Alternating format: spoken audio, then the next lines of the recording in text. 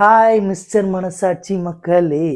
இன்னைக்கு நம்ம என்ன கண்ணு பார்க்க போறோம்னா, ஆர்ஜே பாலாஜி என்ன நடிப்புல வெளியாயிருக்க சிங்கப்பூர் சலூன்ற மூவியோட ரிவ்யூ கிடையாதுங்க. என்னோட ஒப்பீனியன், என்னோட ஒரு புரிதலை தான் நான் இன்னைக்கு சொல்ல போறேன். இந்த கதை எதை பத்தினது, என்ன மாதிரி கருத்து சொல்லியிருக்காங்கன்ற விஷயத்த தான் நம்ம பார்க்க போறோம். இதுல ஆர்ஜே பாலாஜி என்ன மாதிரி கேரக்டர் பண்ணியிருக்காங்க அந்த விஷயங்களை தான் பார்க்க போறோம். இந்த கதையோட ஸ்டார்டிங் ஒரு சின்ன வயசு பையன் ஒரு முடித்திருத்தம் பண்ற சாச்சான்ற ஒரு போர்சனை லைக் பண்ணி அவரோட அந்த கலையில ஒரு ஈர்ப்பு கொடுத்து அந்த ஈர்ப்புக்கு நாளைக்கு உயிர் கொடுக்குறாரு. அதாவது ஃபியூச்சர்ல அவர் உயிர் கொடுக்குறாரு. ஸோ இதுதான் அந்த கதை. இதுக்கு இடையில அவர் படுற கஷ்டங்கள், நிஜ வாழ்க்கையில அவர் படுற கஷ்டங்கள் தான் கதையா போயிட்டு இருக்கு. அதை டெப்தா சொல்லணும்னா, சின்ன வயசுல சாச்சான்ற ஒரு போர்சனோட அந்த கலையை பார்த்த இவர் அது மேல ஈர்ப்பாகிறாரு. அது நாளடைவில் அவருக்கு வெறி ஆகுது. அந்த வெறி வாழ்க்கையில நிஜமாக்குறதுக்காக அவர் கஷ்டப்படுறாரு. ஸோ நிஜமும் ஆக்கிட்டாரு. படத்துல எல்லாமே காமன் தான், அந்த விஷயங்கள் நடக்கும் தான். பட் அதை எந்த விதத்துல கொண்டு போறாங்கன்ற ஒரு விஷயம் இருக்கு பாத்தீங்களா, அந்த இதுல ஹேட்ஸ் ஆஃப் ஆர்ஜே பாலாஜின்னா. நல்லா இருந்துச்சு, படம் சூப்பரா இருந்துச்சு. ஃபேமிலி ஆடியன்ஸ் எல்லாருமே, ஐயோ ஃபேமிலி ஆடியன்ஸ்னாலே மொக்க படம்னு சொல்லுவாங்கல்ல, அப்படி இல்லைங்க, எல்லாருமே பார்க்கலாம். வேற லெவல்ல இருந்துச்சு.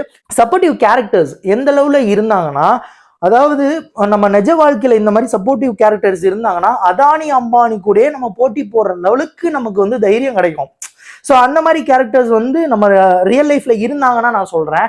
எந்த மாதிரி கேரக்டர்ஸ்னா, அதாவது கதிர்ன்ற ஒரு ரோல் தான் நம்ம ஆர்ஜே பாலாஜி பிளே பண்ணியிருக்காங்க. ஸோ அவர் கூட இருக்க அந்த ஃப்ரெண்டு பஷீர்ன்ற ஃப்ரெண்டு, ஸோ அவங்களோட அந்த காம்போ இருக்கு பார்த்தீங்களா, அதுவுமே சூப்பராக இருக்கும்.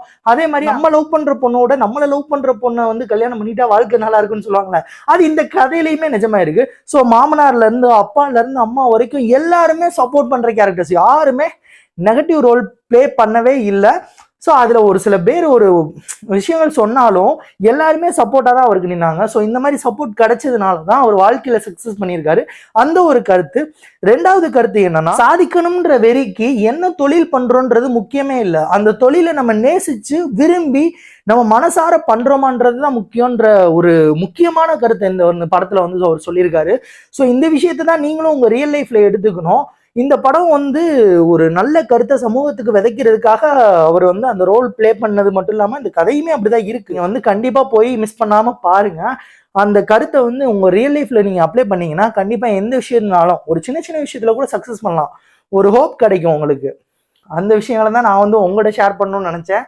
ஷேர் பண்ணிட்டேன். இதுல யார் யார் கெஸ்ட் ரோல் பண்ணாங்கன்னா, Arvind Swamy and Jiiva and Lokesh Kanagaraj. So அவங்க பண்ண அந்த 3 கெஸ்ட் ரோலுமே லிட்டில் டைமா இருந்தாலும் அவங்களோட ரோலை சூப்பரா பண்ணியிருந்தாங்க. அந்த ரோல் கண்டிப்பா தேவை. அந்த மாதிரி விஷயம் தான். ஸோ உங்களுக்கு படம் பார்த்தாலே எல்லாமே புரியும். கண்டிப்பா போய் பாருங்க, ஃபேமிலியோட போய் பாருங்க. பார்த்துட்டு என்ன மாதிரி இருக்குன்னு சொல்லிட்டு எனக்கு கீழே கண்டிப்பா கமெண்ட் பண்ணுங்க. ஏன்னா உங்களுக்காண்டி நான் போய் பார்த்துட்டு என்னோட ஒப்பீனியனை உங்கள்கிட்ட ஷேர் பண்றேன். அந்த மாதிரி நீங்களும் உங்களோட ஒப்பீனியனை ஷேர் பண்ணுங்க.